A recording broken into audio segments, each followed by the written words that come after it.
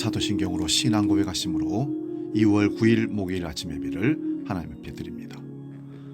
나는 전능하신 아버지 하나님, 천지의 창조주를 믿습니다. 나는 그의 유일하신 아들, 우리 주 예수 그리스도를 믿습니다. 그는 성령으로 잉태되어 동정녀 마리아에게서 나시고 본디오 빌라도에게 고난을 받아 십자가에 못 박혀 죽으시고 장사된 지 사흘 만에 죽은 자 가운데서 다시 살아나셨으며 하늘에 오르시어 전능하신 아버지 하나님 우편에 앉아 계시다가 거기로부터 살아있는 자와 죽은 자를 심판하러 오십니다. 나는 성령을 믿으며 거룩한 공교회와 성도의 교제와 죄를 용서받는 것과 몸의 부활과 영생을 믿습니다.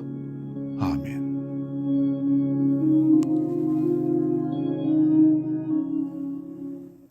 찬송가 384장 나의 갈 길 다 가도록 함께 찬송합니다.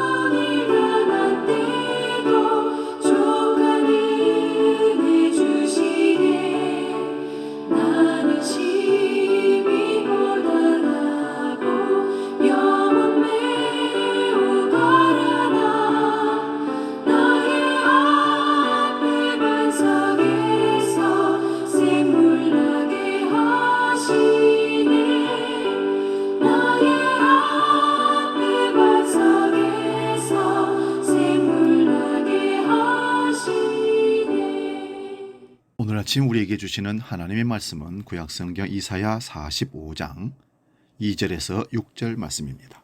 구약성경 1023면에 있습니다. 이 말씀 봉독할 때에 살아계신 하나님의 음성을 들을 수 있기 바랍니다. 이사야 45장 2절에서 6절 말씀 지금 봉독합니다.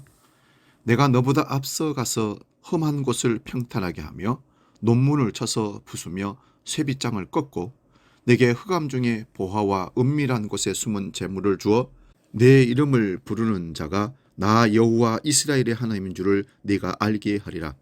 내가 나의 종 야곱 내가 택한 자 이스라엘을 위하여 네 이름을 불러 너는 나를 알지 못하였을지라도 내게 칭호를 주었노라. 나는 여호와라. 나 외에 다른 이가 없나니 나밖에 신이 없느니라. 너는 나를 알지 못하였을지라도 나는 내 띠를 동일 것이요 해 뜨는 곳에서든지 지는 곳에서든지 나밖에 다른 이가 없을 줄을 알게 하리라. 나는 여호와라. 다른 이가 없느니라. 아멘. 오늘 봉독한 말씀으로 내가 너보다 앞서 가서 2절 말씀 시작에 내가 너보다 앞서 가서라는 말씀을 주제로 말씀의 은혜를 나눕니다. 남자들이 군대에서 군대 생활을 하다 보면 가끔씩 행군이나 이동을 하게 되는데 군대에서 이동은 항상 본대가 출발하기 전에 선발대로 전방 감시조가 앞장서서 길을 트는 작업을 합니다. 언제 어디서든지 적들이 나타나 위협을 가할지 모르기 때문입니다. 또한 장애물이 나타나면 빨리 전달하여 진군에 방해되지 않도록 조치를 취해야 합니다. 인생을 살아가면서 전혀 모르는 초행길을 누군가가 앞장서서 길을 닦아 놓는다면 그 뒤를 따르는 사람들이 훨씬 수월하게 길을 걸어갈 수가 있습니다. 숲속을 지나가는데 전혀 길이 없었을 것 같은데 누군가가 길을 내서 길을 가고 그 길을 쭉 연결해 두었다면 얼마나 고마운 일입니까? 그래서 인생 선배들의 수고와 헌신을 우리는 감사해야 하는 것입니다. 신앙의 길도 마찬가지입니다. 믿음의 선배들이 기도하고 길을 닦아 놓았기에 우리가 지금 평안하게 신앙을 생활을 할 수 있는 것입니다. 창세기 24장 7절에 보면 아브라함이 며느리를 구하는 일에 자기 집의 늙은 종 엘리에셀에게 이렇게 부탁을 합니다. 하늘의 하나님 여호와께서 나를 내 아버지 집과 내 고향 땅에서 떠나게 하시고 내게 말씀하시며 내게 맹세하여 이르시기를 이 땅을 네 씨에게 주리라 하셨으니 그가 그 사자를 너보다 앞서 보내실지라 네가 가서 거기서 내 아들을 위하여 아내를 택할지니라. 무슨 얘기냐 하면은 아브라함에게 백설에 얻은 아들 이삭이 있었습니다. 이제 40살쯤 되었는데 장가를 가야 하지 않겠습니까? 그래서 며느리감을 구하는 일을 자기 종 엘리에셀에게 부탁하는 과정에서 엘리에셀이 여러 가지 두려움과 걱정이 있기에 걱정하지 말라. 하나님께서 앞서가서 예배하시고 준비할 것이다. 그러니 내 말에 순종하고 가서 우리 며느리감을 구해오라. 그런 얘기의 요지입니다. 아브라함은 걱정하고 두려워하는 종에게 하나님의 인도하심을 정확히 알고 종을 보냈던 것입니다. 내가 경험한 그 하나님은 정확하게 우리를 인도하신 하나님이라는 사실을 종에게 주지시킨 겁니다. 뿐만 아니라 이스라엘 백성들이 출애굽하여 광야길을 갈 때에도 구름기둥과 불기둥으로 앞서 하나님께서 인도하시고 보호하셨다는 것을 우리는 잘 압니다.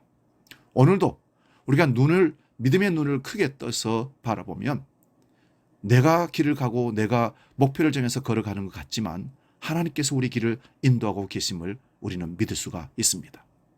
오늘 본문을 다시 봅니다. 내가 너보다 앞서가서 험한 곳을 평탄하게 하며 논문을 쳐서 부수며 쇠빗장을 꺾고 유다 백성들이 바벨론의 포로로 잡혀갔을 때 바벨론이 약해지니까 메대와 바사 나라가 바벨론을 정복을 해버립니다. 그때 왕이 고레스 왕입니다. 고레스 왕이 정복 전쟁의 승리로 각국에서 잡아온 전쟁 포로들을 자기 나라로 돌려보낸 칙령을 내리게 됩니다. 그때 이런 정책으로 유다에 잡혀온 포로들도 예루살렘으로 돌아올 수 있었습니다. 이것이 그냥 고스란히 고레스라는 사람의 결정이 아니라 하나님의 성령이 그를 움직였음을 의미합니다. 하나님은 고레스라는 왕보다도 어떤 사람보다 앞서 가시며 험한 곳이라도 평탄하게 하시며 아무리 강하게 만든 논문이라도 부수고 아무리 견고한 쇠 빗장이라도 꺾어버리시는 하나님이시라고 말씀합니다. 오늘도 하나님께서 앞서 가시며 아무리 험한 곳이라도 평탄하게 하심을 믿고 우리 함께 나아갈 수 있기를 바랍니다. 오늘도 하나님께서 앞서 가시며 아무도 열 수 없는 논문처럼 가로막혀 있는 것이라도 쳐서 부수고 들어갈 수 있도록 열어주실 것을 믿고 나아갈 수 있기를 바랍니다. 하나님께서 앞서 가시며 도저히 꺾을 수 없는 새 빗장처럼 좌절하게 하는 것이라도 나뭇자가락을 꺾듯이 꺾어주실 것을 믿고 나아갈 수 있기를 바랍니다. 막혀 있는 것, 힘겹게 하는 것, 짓누르는 것이 있습니까? 오직 주님이 앞에 서게 하시고 주님을 따라가시기를 축복합니다. 새벽에 기도로 하나님께 매달리며 출발하고 아침 예배로 말씀을 듣고 출발하는 우리의 삶은 분명 하나님을 앞세우고 우리가 뒤따라가기 때문에 결코 사탄이 우리를 범접하지 못할 것입니다. 누가복음 4장 18절 19절 말씀 읽고 말씀을 마치겠습니다.